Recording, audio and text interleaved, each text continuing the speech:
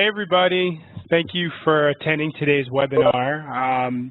For most of you that were here last week, you know that we covered inequalities, so today we felt like it would be a good idea to do some absolute value questions. Before we get started, I have a few pretty awesome announcements about target test prep that I think will benefit all of you. The first announcement is that we are now putting all of the recordings of our webinars on our YouTube channel. So if you go to our YouTube channel, and we'll put the link in the chat box for everyone, and there it is, and you click subscribe, you will be alerted when our latest recording is up. And there's a lot of other things we may start to put on our YouTube channel, which brings me to my next announcement, and that is that we recently started our blog, and one of the first orders of business in our blog was getting solutions up to the official guide 13th, and now I believe it's called the 15th edition now, even though they're the same questions. Those are all, Scott and I have spent a lot of time creating solutions. As you'll see, we feel like we're giving everyone the best opportunity to see how to do those questions, and in the future, there's a good likelihood that we're going to add video solutions for those too, which will be housed in on our YouTube channel. So definitely check that stuff out. I'm sure it'll be super helpful for anyone who's gearing up to take their test soon. And with all that said, we'll get into today's webinar. So for all of you who have been using our curriculum, you know that absolute values and inequalities come in the same chapter. And it's, sometimes inequalities and absolutes are mixed together, but prior to kind of getting to that point, I want to go through really some base level absolutes, how you solve them using algebra, how there's a lot of times there's two solutions, and then Scott will kind of pick it up from there and get us involved into some more advanced questions. So to get everyone kind of warmed up, and for some of you this may feel like a warm up, and for others this could be challenging, I want to do a really cool data sufficiency question that I love to do with students, which really kind of gets the essence of how an absolute value, when it's inserted into a data sufficiency question, can kind of change the potential answer choices or results. So I'll give everyone about 2 minutes, and we will go over the answer. And if you are, listening and you know the answer, you can certainly put it into the chat box from there.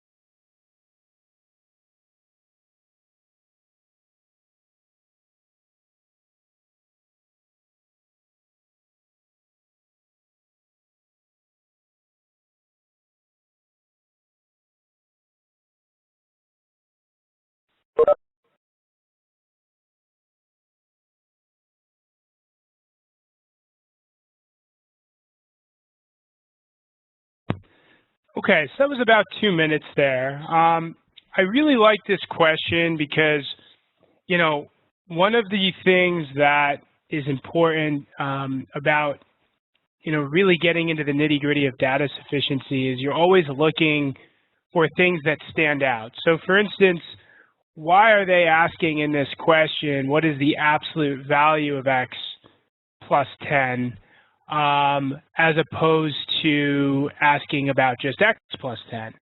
So we need to consider that, you know, as we're kind of working through the question. And remember, we're dealing with the absolute value of x. So for instance, just getting x may not be enough. There may be something quite specific about the absolute value of x.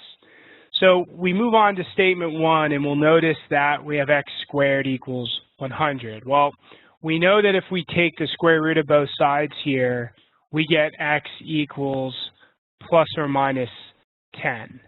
So that means we have the positive version of 10 or the negative version of 10. Now, had this question been, what is the value of x plus 10, we see that statement 1 would have been insufficient. But because it's saying what is the value of the absolute value of x plus 10, we notice that if we plug the negative 10 value in for x, we have the absolute value of negative 10, which is 10, and the absolute value of positive 10, which is 10.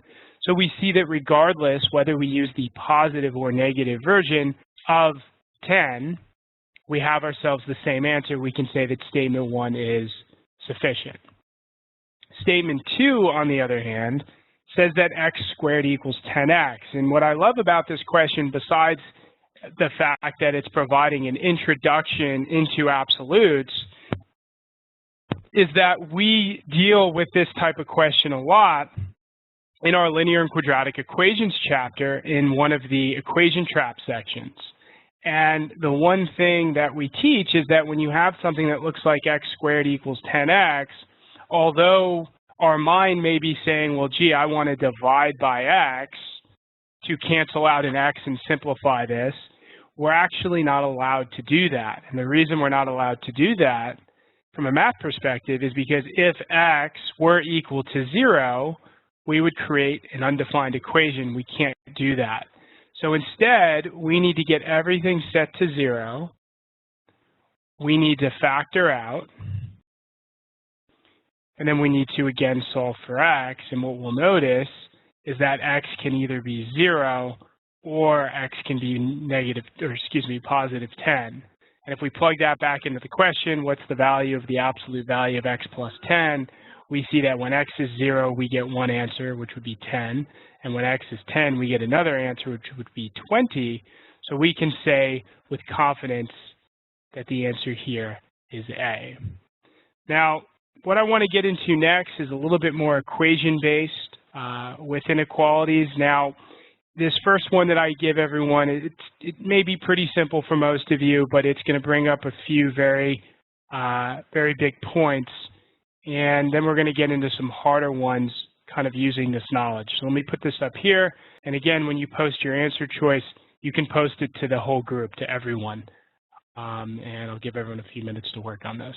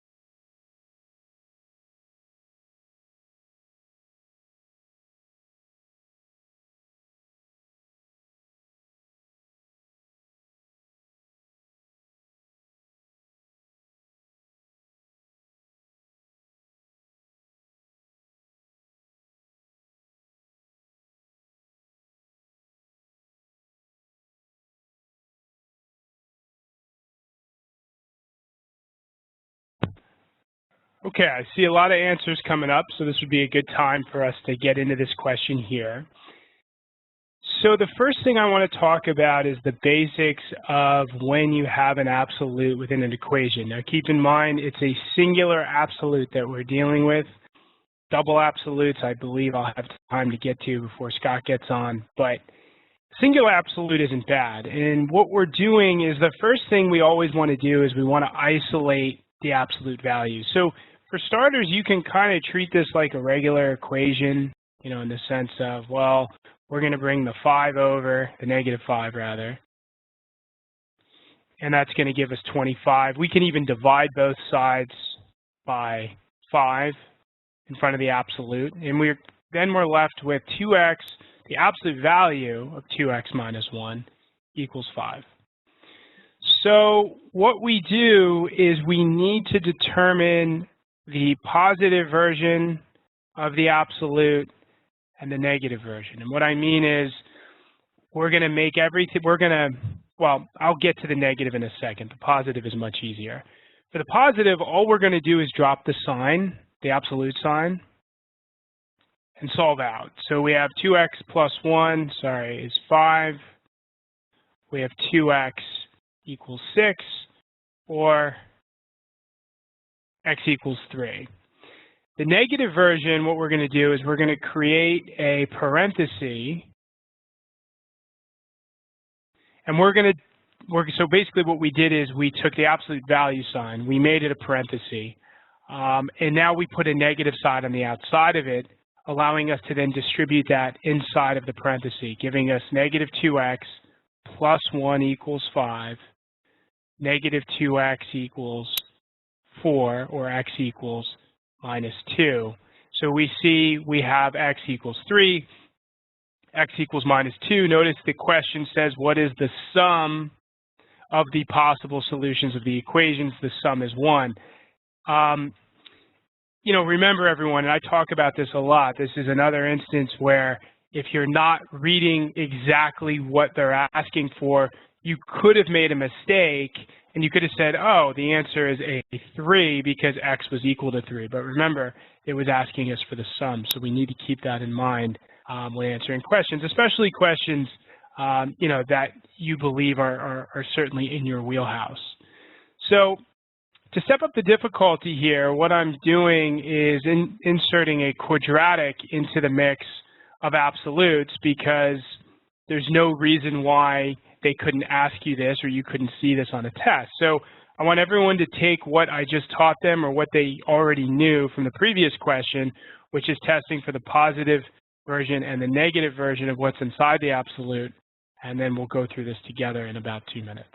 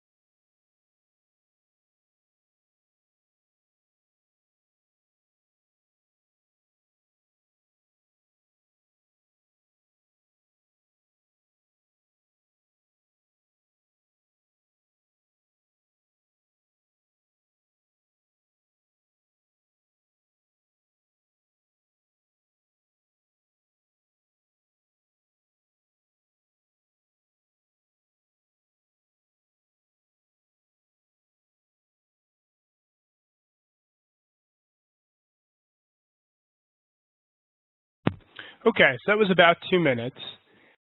Just like the last question, the first thing we're going to do prior to dealing with the positive and negative versions of the absolutes is we're going to isolate the absolute value. So we can start off by dividing both sides by 300. And when we do that, we're going to get the absolute value of x squared plus x minus 9 equals positive 3. So the positive version is the same deal. We're going to drop the absolute sign, x squared plus x minus 9 equals 3. We should all recognize that we have, equals positive 3. We should recognize that we're dealing with a quadratic here, and we need to get that quadratic set to 0. So what we're going to do is bring 3 over, giving us x squared plus x minus 12 is 0. Now, factoring down, we need something that sums to a positive 1 and multiplies to a minus 12, and here we go. And we end up with x equals negative 4 or x equals positive 3. Now, the negative version is a little more nasty, but it's not all that bad as long as you take the appropriate steps of simplification. So we're going to make a parenthesis again. We're going to put inside of it x squared plus x minus 9 equals 3. And then negative x squared minus x plus 9 equals 3.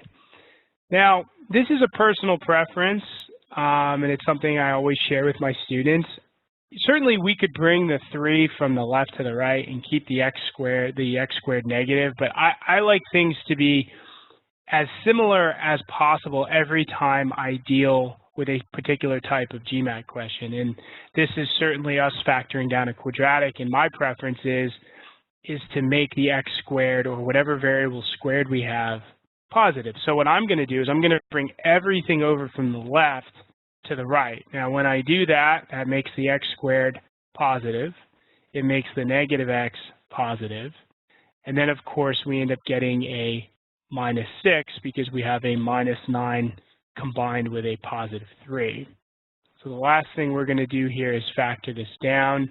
This is going to give us an x plus 3, x minus 2 equals 0. So x is a negative 3, x is a positive 2. Now it's asking us to sum everything. Well, we'll notice that the x equals 3 and x equals minus 3 just cancel each other out. Then we're just left to combine a minus 4 and a positive 2, giving us a negative 2 as our answer. Now, the next thing I want to do is I want to get into what happens when we're dealing with two absolutes that are equal to each other. So this is something that may be new to everyone, but it's a good type of problem to be able to see. This is, again, something that should go on a flashcard somewhere, so you're really never going to forget it. But before I get into how to do it, I'm going to let everyone take a stab at it.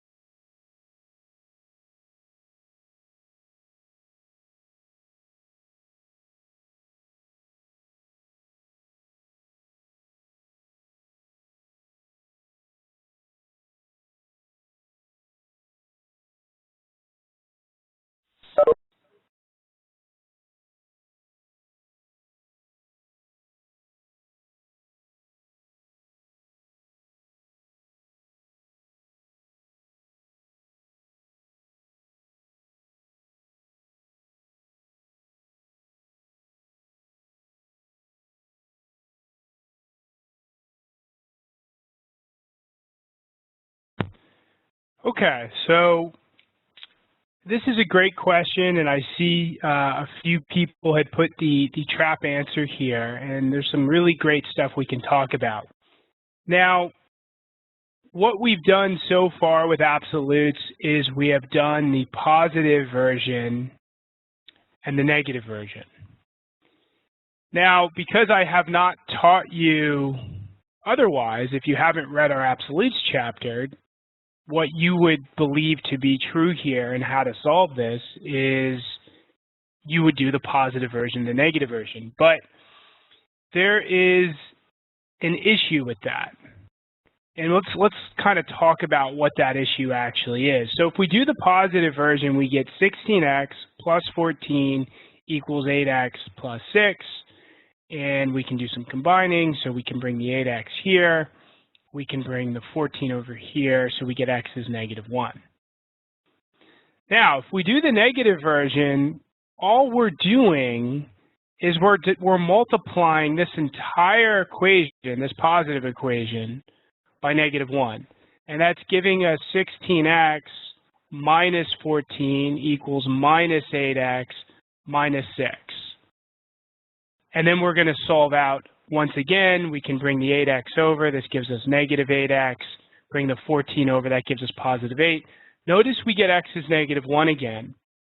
The reason it's the same answer is because we have equally distributed a -1 to each and every term in the equation 16x plus 14 equals 8x plus 6. So we actually haven't done our job here because we haven't solved for a different version of our absolute. So when you have two absolutes equaling each other, you don't actually do the negative version. You do the positive, and then you do something called the opposite sign. And the best part about opposite sign is you get to choose which absolute to use for the opposite sign. And when I say opposite sign, I mean you make one of them negative. So for instance, we can make the 16x plus 14 the negative version, and we'll leave 8x plus 6 as is, and then we'll solve out. So we get -16x minus 14 equals 8x plus 6. We can bring the 14 over and the 8x over. So if we bring the 8x over, that's minus 24x. Equals a +20. Divide both sides, and we get -20 over 24. Or in other words, -5 over 6. And we see those are our two answers. So if we get the product of a -5, 6 and a -1, we end up getting the answer as D. So again, this is something everyone should take to the bank. This should be in your toolbox. Yes, you can easily be asked this on the GMAT, and they know that most people really only know how to solve an absolute when there's a singular absolute in the question. So, you know, more of the same. We have lots of practice of this in the curriculum, so for those using it, you're going to see plenty of these questions. So with that said, I am going to hand things over to Scott. He'll probably amp up the difficulty a bit. You know, as always, I'm around and Scott's around if you have any sort of questions moving forward. So Scott, let me get you hooked in here. Thanks, Jeff. How's the audio? It's good. Pretty loud, but it's good. Good. Okay, cool. Hey guys, good morning. Thanks so much for coming to the webinar. A couple of things, as always, if you've been here before, you know what I'm going to say. If you're new, this is important. Remember that on the test, you always want to strive for simplicity. And I say that every week because it's so important, yet it's so infrequently done. So in math, particularly on the GMAT, you'll have ample opportunities to make things more complex. And should you do that, you're going to have a tough time. So in anything you do in the world, and GMAT included, you want to look for ways to make things more simple because the world is too complicated as it is. Now, what I'm going to do, there's a bunch of people here who are new today, and I showed the class something last week that I think is really powerful, and I got some requests to cover it again, and I was going to kind of do that interpersonally with those people, but because of the bunch of you here who are new, I think this is going to be ultra valuable for you. And I would be remiss if I didn't at least cover it for 5 minutes. So this really doesn't have anything to do with absolute values. However, it's probably the most important thing I'm going to tell you in the second half of the hour. And then afterwards, we'll get it back into some absolute values. Now, what I actually want you to do is I want you to try this data sufficiency question. And what we're about to do is probably the most valuable thing you're going to learn about data sufficiency, because it gets into what is the heart of data sufficiency. And at least in my point of view, that's the caveat, at least in my point of view, what is the test maker doing when they're actually testing you on these types of questions? So what I want you all to do is, let's give this about 3 minutes, or no, let's say 2.5 minutes. And then after 2.5 minutes, I want you to all put an answer in. I don't care if you have to guess, or if you got it earlier, that's fine, put the answer in. But I want to see an answer from everybody, just so we can get a broad spectrum here of what the responses are. So let's take it away, and as soon as you have an answer, why don't you put it in, and let's start now.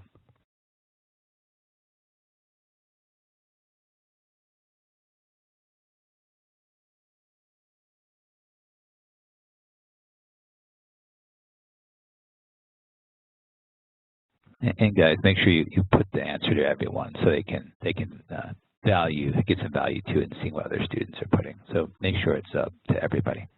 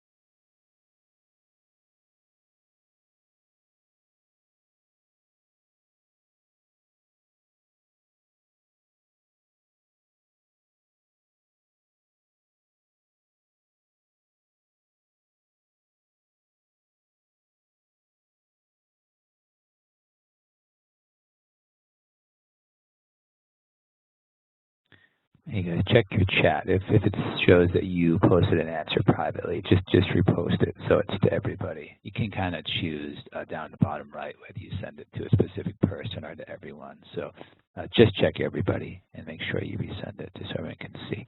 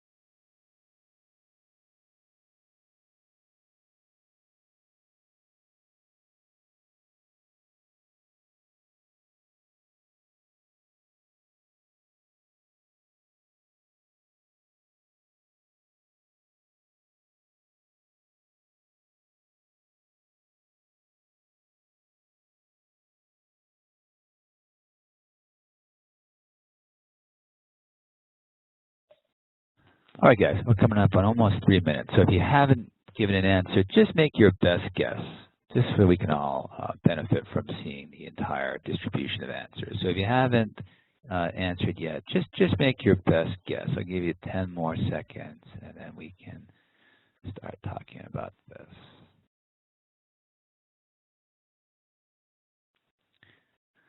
All right, so it looks like overwhelmingly most people chose answer choice C. So that's the big winner. Maybe at least 85% of you or 80% of you or more chose C. So let's keep that in mind. So here's what I'm going to tell you. I want you to all listen very carefully.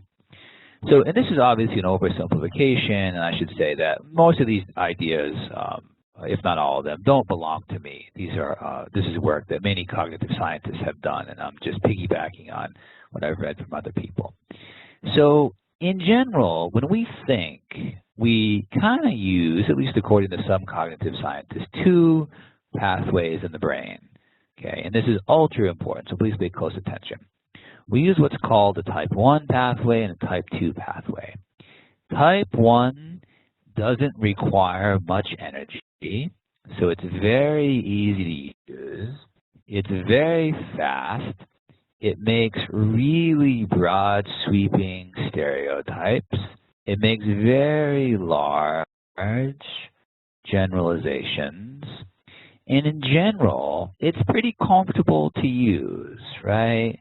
It's pretty comfortable to use. And I may even say it's kind of lazy to use. And that's my word, lazy to use. Now, type 2 is more precise. It requires a good deal of energy. It doesn't make stereotypes in general. It doesn't make generalizations in general. It evaluates on a case-by-case basis. And in general, let's just say it's not very comfortable to use. It's not very comfortable to use. Okay? So let's just assume that there are no other ways we can think but a type 1 and a type 2 pathway. Well, type 1 pathways evolve to keep us safe. And the example I gave last week is, let's say you're hiking in the Rockies or in California and you hear a rattle next to a bush that you're walking past. Well, I don't know about you, but I will jump, and I have jumped hearing that noise, right? Because clearly my brain is saying, well, that noise is a poisonous snake, so you better jump. And you know what? That's a pretty good brain pathway to have because I didn't have to think about it too much. It was fast. I made a big stereotype. My brain said, you know what? Any noise that sounds like a rattle in the Santa Monica Mountains is a poisonous rattlesnake, so you better jump. Right? It was easy to use. I didn't have to put too much energy in. Well, why don't we use type 2 there? Well, because type 2, I would say, did I have the right rainfall in the Santa Monica Mountains this year for it to be a rattlesnake? Is the altitude right for it to be a rattlesnake? Right? I need to use lots of energy to think about it. I'm wondering whether that's the precise frequency that the rattlesnake gives off, et cetera, et cetera. Now, you can see how type 2 would likely lead to a better, more accurate answer than type 1. But in this situation, the risk is too high. Because if I hang around analyzing with type 2, there's a good chance I'm going to get bit. And even if it's not a rattlesnake, the risk is too high if it were a rattlesnake. Now, this is going to sound kind of funny, guys, but it could be that there's a baby who's lost, shaking its rattle behind the bush. And if I use a little investigation with type 2, I would see it's not a rattlesnake after all. It's a baby who needs my help. Crazy example, but you get the point. So here's the issue, right? We're a product of our evolution. And type 1 served us really well because when we were in the grasslands hunting and we saw a puffy tail from behind a bush, you know what? We said lion and we ran, and that was a pretty good thing to have. In today's world, less and less are we required to use our type 1 processing mechanism. I'm not saying never. Times of trouble, extreme circumstances, it works really well. However, when you're analyzing data sufficiency questions, when you're doing financial statement analysis, when you're doing whatever you do at your job that's analytical, you probably should be using type 2. So let's focus on why this is important for data sufficiency questions. Well, according to Scott, and probably Scott only at this point, these questions are at least partially engineered to get students to use the type 1 mechanism, make a knee-jerk reaction, and say, hey, that's a rattlesnake, when upon further analysis, it's really a baby with a rattle. Right? In math, it's very easy. Numbers are very easy to use to confuse people with, right? Especially if you don't have a good sense of numbers or you're not willing to use type 2.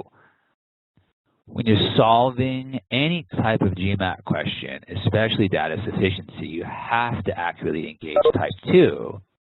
And any of you who put answer choice C into the answer box, you are likely using type 1, at least to some large degree, because you probably made a knee-jerk reaction and said the following. So I'm going to actually erase this all now, and let's talk about the problem.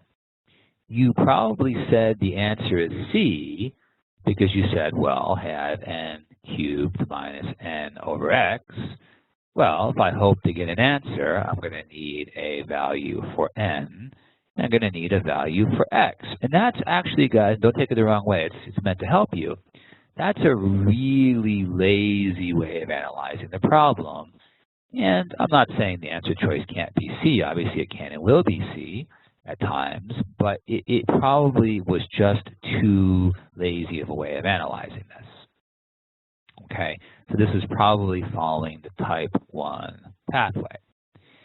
Now, let's actually talk about the correct way to solve the problem. And although the skills in this particular problem are important to learn, the bigger picture is most important to many of you, especially if you picked answer choice C. So instead, let's engage the type 2 region of our brain, and let's work on the expression they gave us. So if we have n cubed minus n over x, we know right away, if you've used in the TTP course, you know right away that you need to factor out that common term, which is the n, and then you're left with n squared minus 1 over x. And then if you're using the course, you spotted right away that n squared minus 1 is the difference of squares. So then this becomes n times n minus 1 times n plus 1 over x.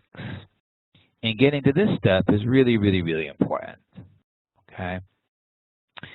Now, let's look at statement 1 by itself. So x is equal to 6. So what we have is n times n minus 1 times n plus 1 divided by 6. And we want to know, is that an integer? Well, it's really easy again to say, no, it's not an integer. However, there's a really important pattern here in the numerator that you must recognize, right? Well, take a look. What is n minus 1? Just rewriting it, times n plus 1, right? Regardless of the value of n, as long as it's an integer. Well, that's the product of 3 consecutive integers, isn't it? Right? You could plug in any number in there you want for n, and you would see that n minus 1 and n plus 1 gives you the product of 3 consecutive integers. Now, you're either going to know this rule. If you're taking our course, you're going to know the rule that the product of any 3 consecutive integers is always divisible by 6.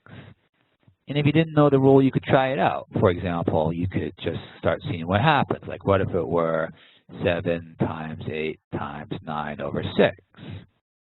Well, that's 7 times 8 times 9 over 3 times 2. And, of course, the 3 would divide into the 9. The 2 would divide into the 8. Okay, and regardless of the numbers that you choose to test, you're always going to see that the numerator will be a multiple of the denominator.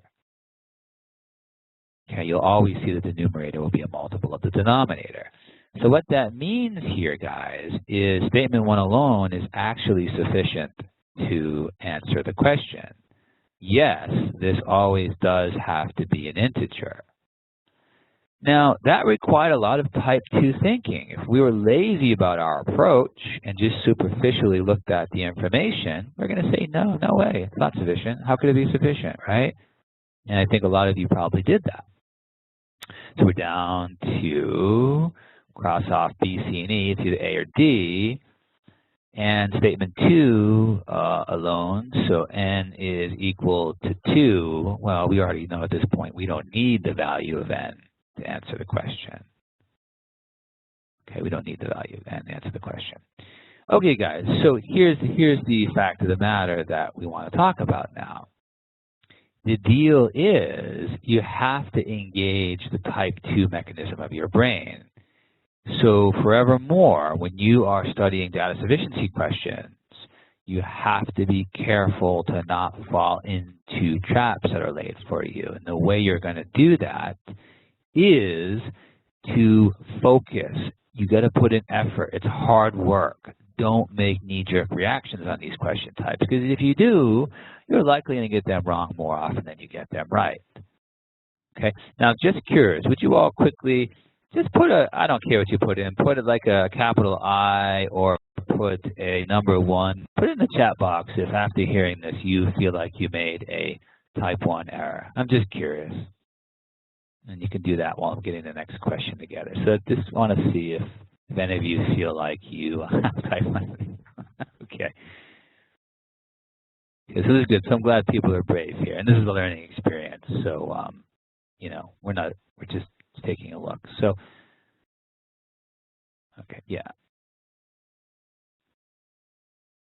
Okay, Renee, we can maybe talk about that after if you want. That's a long question. So a lot of you guys are putting 1 in there, which is great. And I appreciate that honesty. So if you did fall into a type 1 error, then it's something for you to be aware of and for you to look out for this going forward. And that would help. You know, if you have any questions about that, you can certainly talk with me more later. Okay, so sorry for that tangent, but I thought that was really important for you, especially since we got some requests regarding that.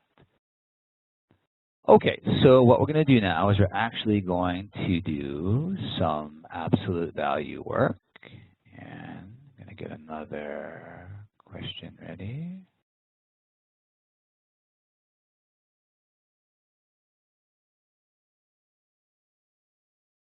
Okay, let's give this guy a whirl. Actually, that's a little small. Let's start a new whiteboard.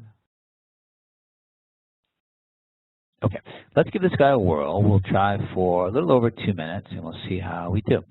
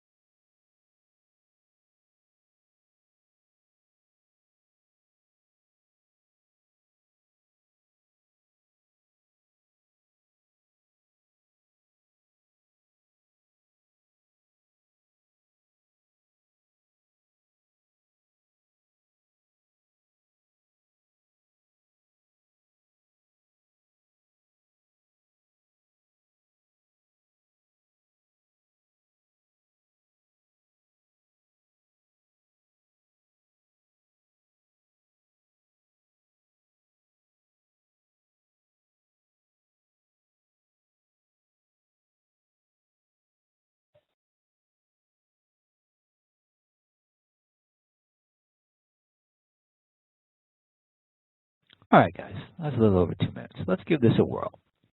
So we're looking to determine whether P times Q is less than 0. In other words, is it negative, right? So let's look at statement 1 by itself.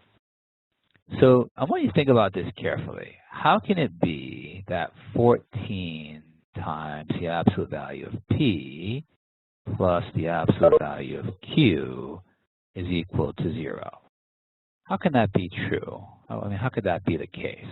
Right? And the reason why I'm asking that is you know that the absolute value of any number is always non-negative, right? Okay, so if the number is not 0, of course the absolute value is always going to be positive.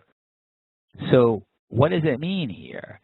Well, it means that both P and Q must be 0, right? It's the only way we're going to come up with an answer of 0 from doing the work on the left-hand side of the equation is if both P and Q are 0. And that's something that's important to see. So statement 1 alone is sufficient because the answer is no, P times Q is not less than 0 because P times Q is equal to 0. All right, so we'll say AD, BCE, B, C, and E are out of the question. All right, same deal with statement 2. How can it be that the absolute value of P plus 14 times the absolute value of Q is equal to 0? Well, same thing here. It follows that both P and Q must be 0, right? Because otherwise you're going to have some positive number. Okay, so answer here is D, right? So both of these statements alone. So either of these statements alone is sufficient to answer the question. Okay, so that's an important way of thinking about absolute values in data sufficiency questions. Okay, so let's try another one of these guys. Let's give this guy a whirl right here, and we'll go for, actually, let me make that a little bit bigger for you.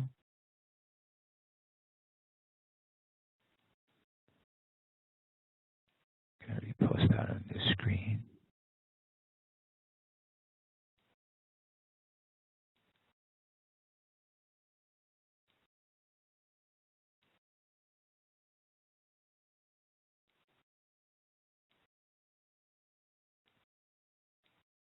Okay, let's give this guy a whirl. We'll shoot for about 2 minutes on this one.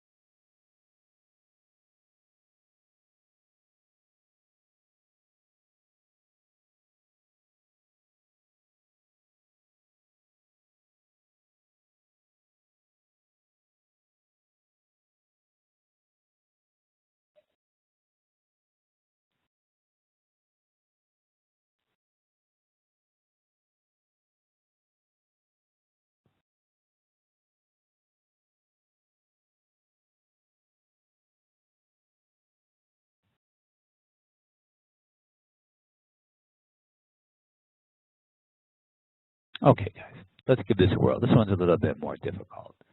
So the question that we're trying to determine is whether x is greater than 0. So in other words, whether x is positive. So let's look at these guys. Let's take a look together. Now, excuse me, take a look at each one by itself. So we're told that the absolute value of 3x minus 30 is less than 20. And guys, as Jeff showed you earlier on in the lesson, we're going to have to evaluate it first when, I'll do this a little bit differently, when 3x minus 30 is greater than 0. And that's easy, right? Because all we do there is we say, okay, here's what we're starting with. We'll just drop the absolute value bars. So that's nice. All we have to do is drop the absolute value bars when the quantity inside is greater than 0. And we'll say 3x is what? Less than 50. Or x is less than 50 over 3. Remember, now we also have to evaluate the equation, solve the equation for when 3x minus 30, right, the value in the absolute values, is less than 0. And I'll say it a little bit differently from how Jeff said it. Both are exactly valid and perfect, but this is just another way of thinking about it. And it's ultimately saying the same thing. So when you have it less than 0, all you have to do is simply drop the absolute value bars and put in parentheses, and then simply just negate what's in the parentheses. So if you notice, I traded the absolute value bars for parentheses, and I put a negative outside. Right, and that gives us minus 3x plus 30 is less than 20. Gives us minus 3x is, what's that, less than minus 10. And therefore it means, and careful here, right, so x is greater than 10 over 3. Going to be careful here when we divide by a negative number. Now, a lot of students will say that, a is not sufficient, but if you look carefully here, we have a range of values, right? We see that x is greater than 10 over 3, but it's less than 50 over 3.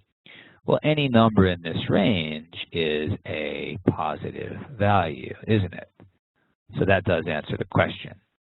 Okay, so we'll say A, D, B, C, E, B, C, and E are out. It's either A or D. All right, so statement 2, let's do this in green down below. You guys might have to scroll down. If 3x minus 30 is greater than 0, well, then we know 3x is greater than 30 and x is greater than 10.